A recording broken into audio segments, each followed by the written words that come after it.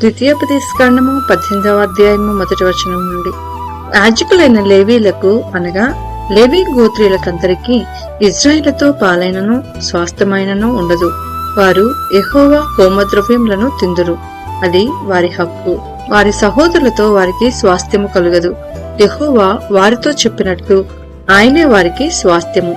జనుల వలన అనగా ఎద్దు కాని గొర్రె కాని మేక గాని బలిగా అర్పించు వారి వలన యాజకులు పొందవలసినదేదనగా కుడి జబ్బను 2 దవడలను పొట్టను యాజకునికి ఇవ్వలను. నీ ధాన్యంలోను నీ ద్రాక్షారసంలోను నీ నూనెలోను ప్రథమ ఫలములను నీ గొర్రెల మొదటి బొచ్చును అతనికి ఇవ్వలను.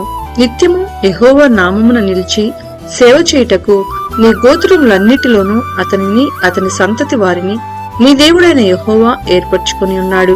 ఒక లేవీయుడు ఇజ్రాయేలీయుల దేశమున తాను విదేశీగా నివసించిన నీ గ్రామములలో ఒక దాని నుండి యెహోవా ఏర్పరచుకున్న స్థలమునకు మిక్కిలి మక్కువతో వచ్చినప్పుడు అక్కడ యెహోవా సన్నిధిని నిలుచు లేవీయులైన తన గోత్రపు వారు చేయనట్లు అతడు తన దేవుడైన యెహోవా నామమున సేవ చేయవలను.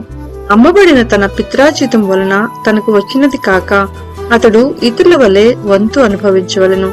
నీ దేవుడైన యెహోవా నీకిచ్చుచున్న దేశమున నీవు ప్రవేశించిన తరువాత ఆ జనముల హేయ కృత్యములను నీవు చేయ నేర్చుకొనకూడదు. తన కుమారుడైనను తన కుమార్తెనైనను అగ్నిగుండము దాటించు వానినైనను శకునము చెప్పు సోదిగానినైనను మేఘ శకునములను కాని సర్ప శకునములను కాని చెప్పు వానినైనను చిల్లంగి వానినైనను మాంత్రికునైనను ఇంద్రజాలికునైనను కర్ణ పిచాచి నడుగు వానినైనను దయ్యముల యొద్ద విచారణ చేయువానినైనను మీ మధ్య ఉండనీయకూడదు. వీటిని చేయు ప్రతివాడును యెహోవాకు హేయుడు. ఆ హేయములైన వాటిని బట్టి నీ దేవుడైన యెహోవా నీ ఎదుట నుండి ఆ జనములను వెళ్లగొట్టుచున్నాడు. నీవు నీ దేవుడైన యెహోవా యొద్ద యథార్థపరుడవై ఉండవలను. నీవు స్వాధీనపరచుకొనబోవు జనములు మేఘ శకునములను చెప్పు వారి మాటను సోదిగాండ్ర మాటను విందురు. నీ దేవుడైన యెహోవా నిన్ను ఆలాగున చేయనీయడు. హోరేబులో ఆ సమాజ దినమున నీవు నేను చావకయుండునట్లు మళ్లీ నా దేవుడైన యెహోవా స్వరము నాకు వినబడకుండునుగాక, ఈ గొప్ప అగ్ని నాకు ఇకను కనబడకుండునుగాక అని చెప్పితివి. ఆ సమయమున నీ దేవుడైన యెహోవాను నీవు అడిగిన వాటన్నిటి చొప్పున నీ దేవుడైన యెహోవా నీ మధ్యను నా వంటి ప్రవక్తను నీ సహోదరులలో నీ కొరకు పుట్టించును. ఆయన మాట నీవు వినవలను. మరియు యెహోవా నాతో ఇట్లనెను, వారు చెప్పిన మాట మంచిది. వారి సహోదరులలో నుండి నీ వంటి ప్రవక్తను వారి కొరకు పుట్టించెదను. అతని నోట నా మాటలు నుంచుదును. నేను అతనికి ఆజ్ఞాపించినది యావత్తును అతడు వారితో చెప్పును. అతడు నా నామమున చెప్పు నా మాటలను వినని వానిని దాని గూర్చి విచారణ చేసేదను. అంతేకాదు ఏ ప్రవక్తయు అహంకారము పూని నేను చెప్పమని తనకాజ్ఞాపించిన మాటను నా నామమున చెప్పును ఇతర దేవతల నామమున చెప్పును ఆ ప్రవక్తను చావవలను. మరియు ఏదో ఒక మాట యెహోవా చెప్పినది కాదని మేమెట్లు తెలుసుకొనగలమని మీరనుకుని ఎడల ప్రవక్త యెహోవా నామమున చెప్పినప్పుడు ఆ మాట జరగకపోయిన ఎడలను ఎన్నడనూ నెరవేరకపోయిన ఎడలను అది యెహోవా చెప్పిన మాట కాదు. ఆ ప్రవక్త అహంకారము చేతనే దాన్ని చెప్పెను కనుక దానికి భయపడవద్దు. ద్వితీయోపదేశకాండము 19వ అధ్యాయము 1వ వచనము నుండి. నీ దేవుడైన యెహోవా ఎవరి దేశమును నీకిచ్చుచున్నాడో ఆ జనములను నీ దేవుడైన యెహోవా నాశనము చేసిన తరువాత నీవు వారి దేశమును స్వాధీనపరుచుకొని వారి పట్టణములలోనూ వారి ఇండ్లలోనూ నివసించినప్పుడు నీవు స్వాధీనపరుచుకున్నట్లు నీ దేవుడైన యెహోవా నీకిచ్చుచున్న దేశములో 3 పురములను వేరుపరచవలను. ప్రతి నరహంతకుడు పారిపోవునట్లుగా నీవు త్రోవను ఏర్పరచుకొని నీవు స్వాధీనపరుచుకున్నట్లు నీ దేవుడైన యెహోవా నీకిచ్చుచున్న దేశం యొక్క సరిహద్దులలోగా ఉన్న పురములను 3 భాగములు చేయవలను. పారిపోయి బ్రతుకుగల నరహంతకుని గూర్చిన పద్ధతి ఏదనగా ఒకడు అంతకుముందు తన పొరుగువాని యందు పగపట్టక పొరబాటున వాణ్ణి చంపిన ఎడల, అనగా ఒకడు చెట్లు నరుగుటకు తన పొరుగువానితో కూడా అడవిలోనికి పోయి చెట్లు నరుగుటకు తన చేతితో గొడ్డలి దెబ్బ వేసినప్పుడు గొడ్డలి పిడి ఊడి వాని పొరుగువానికి తగిలి వాడు చనిపోయిన ఎడల వాడు అంతకు ముందు తన పొరుగువాని యందు పగపట్టలేదు కనుక వానికి మరణదండన విధిలేదు. అయితే హత్య విషయంలో ప్రతిహత్య చేయువాని మనస్సు కోపంతో మండుచుండగా మార్గము దూరమైనందున వాడు నరహంతకుని తరిమి వాని కలుసుకొని వాని చావుగొట్టకుయుండునట్లు ఆ నరహంతకుడు పారిపోయి ఆ పురములలో ఒక దాని యందు చొచ్చి బ్రతుకును. అందుచేతను 3 పురములను నీకు ఏర్పరచుకొనవలనని నేను నీకు ఆజ్ఞాపించుచున్నాను. మరియు నీ దేవుడైన యెహోవా నీ పితరులతో ప్రమాణము చేసినట్లు ఆయన నీ సరిహద్దులను విశాలపరిచి నీ పితరులకు ఇచ్చేదనని చెప్పిన సమస్త దేశమును నీకిచ్చిన ఎడల నీవు నీ దేవుడైన యెహోవాను ప్రేమించుచు నిత్యమును ఆయన మార్గములలో నడుచుటకు నేడు నేను నీకాజ్ఞాపించిన ఈ ఆజ్ఞలన్నిటినీ అనుసరించి నడుచుచు ఈ 3 పురములు కాక మరి 3 పురములను ఏర్పరచుకొనవలెను. ప్రాణము తీసిన దోషము నీ మీద మోపబడకుండునట్లు నీ దేవుడైన యెహోవా నీకు స్వాస్థ్యముగా ఇచ్చుచున్న నీ దేశమున నిర్దోషి యొక్క ప్రాణము తీయకుండవలెను. ఒకడు తన పొరుగువాని యందు పగపట్టి వాని కొరకు పొంచి ఉండి వాని మీద పడి వాడు చచ్చునట్లు కొట్టి ఆ పురములలో ఒక దానిలోనికి పారిపోయిన ఎడల వాని ఊరి పెద్దలు మనుషులను పంపి అక్కడ నుండి వానిని రప్పించి వానిని చంపుటకై హత్య విషయంలో ప్రతిహత్య చేయు వాని చేతికి వానిని అప్పగింపవలెను. వాని కటాక్షింపకూడదు.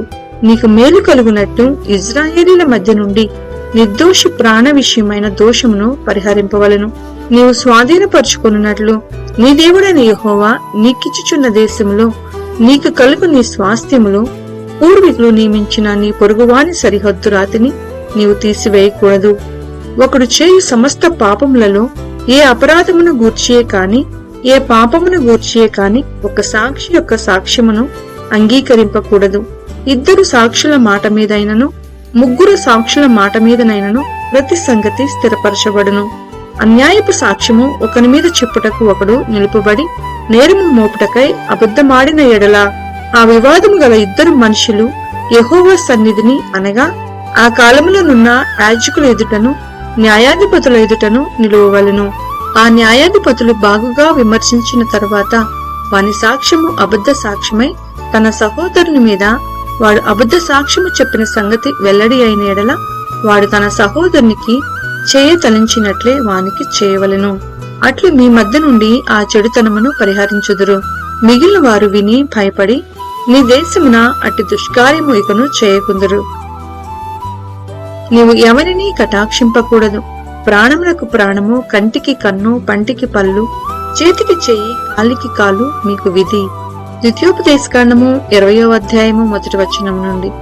నీవు నీ శత్రువులతో యుద్ధమునకు పోయి గుర్రములను రథములను మీకంటే విస్తారమైన జనమును చూచినప్పుడు వారికి భయపడవద్దు. ఐగుప్తు దేశంలో నుండి నిన్ను రప్పించిన నీ దేవుడైన యెహోవా నీకు తోడయుండును. అంతేకాదు మీరు యుద్ధమునకు సమీపించినప్పుడు యాజకుడు దగ్గరకు వచ్చి ప్రజలతో ఇలాగు చెప్పవలెను. ఇజ్రాయేలీలారా వినుడి. నేడు మీకు మీ శత్రువులతో యుద్ధము చేయుటకు సమీపించుచున్నారు. మీ హృదయములు జంకనీయకుడి, భయపడకుడి, వణకకుడి, వారి ముఖము చూచి బెదరకుడి. మీ కొరకు మీ శత్రువులతో యుద్ధము చేసి మిమ్మను రక్షించువాడు మీ దేవుడైన యెహోవాయే.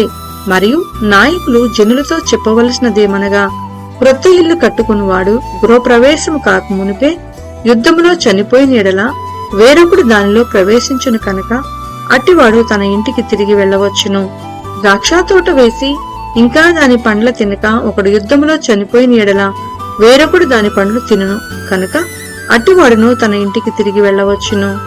ఒకడు స్త్రీని ప్రధానము చేసుకుని ఆమెను ఇంకను పరిగ్రహింపక మునిపే యుద్ధములో చనిపోయిన ఎడల వేరొకడు ఆమెను పరిగ్రహించును కనుక అట్టివాడును తన ఇంటికి తిరిగి వెళ్లవచ్చును. నాయకులు జనులతో ఎవడు భయపడి మెత్తని గుండె గలవాడగునో వాడు తాను అధైర్యపడిన రీతిగా తన సహోదరుల గుండెలు అధైర్యపరచకుండునట్లు తన ఇంటికి తిరిగి వెళ్లవచ్చునని చెప్పవలెను.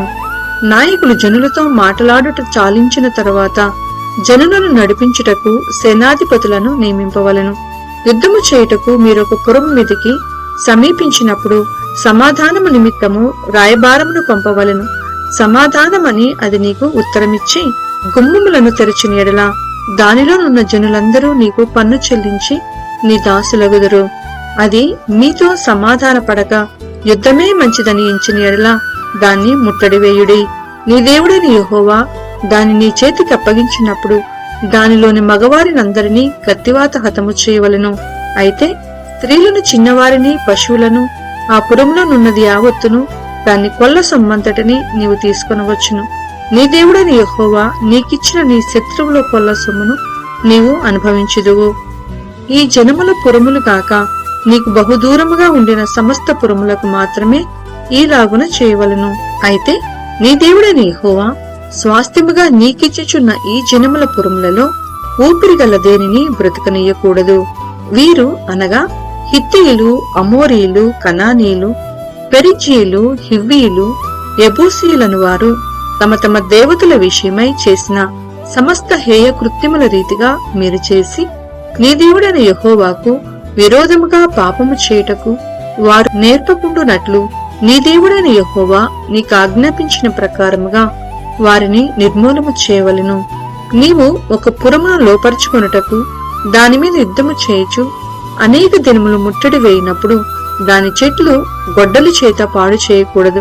వాటి పండ్లు తినవచ్చును కాని వాటిని నరికివేయకూడదు. నీవు వాటిని ముట్టడించుటకు పొలములోని చెట్లు నరులా అట్టి చెట్లను నీవు కొట్టకూడదు. ఏ చెట్లు తినదగిన ఫలములిచ్చినవి కావని నీవెరుగుదువో వాటిని పాడు చేసి నరికి నీతో యుద్ధము చేయు పురము పడు వరకు వాటితో దానికి ఎదురుగా ముట్టడి దెబ్బ కట్టవచ్చును.